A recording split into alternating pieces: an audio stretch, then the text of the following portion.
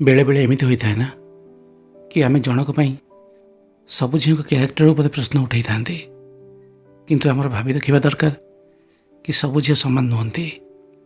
आम समाज रे जदि कौ झील क्या सागर फ्रांकली बेस मिसला, जदि कौ पुओ साथी टे हसी दे कथा होगला तो लोक मैंने कथबार्ता स्टार्ट कर देउछंती। तांको गोटे खराब दृष्टि देखा तांकर प्रकृति हो गलानी। सत कहवाक गले आम गोटे एमती समाज रे अछंती जदि भाई भौणी भी सांग ही कौटिकी जाउछन तो आम से भी किसी न जानी खराब दृष्टि देखुंट। आम मेंटालिटी भी सेमती हो सारी। और जदि कौ झील क्या भल पाँच तो भल पाइला पर से पुओ भी से झील को तार पर्सनाल प्रॉपर्टी भावुची।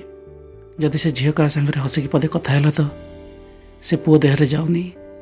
अरे थरे तो भाव सी भी गोटे मनीष, तार भी हसबार कथा हेबार लोकों सह मिसबार अधिकार अच्छी। यह नुहे कि तुम सागर से रिलेसन रहा तो से केवल तुमर, तार कहीं ना फ्रेंड्स फैमिली किसी भी ना।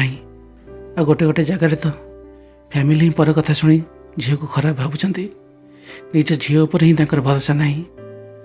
एक्चुअली या ठीक नुहे। हाँ किसी झील खराब बाटक जाऊँच अलग कथा, किंतु से आम समस्त को सबु झील को सही दृष्टि देखा यह तो ठीक कथा नुहे ना।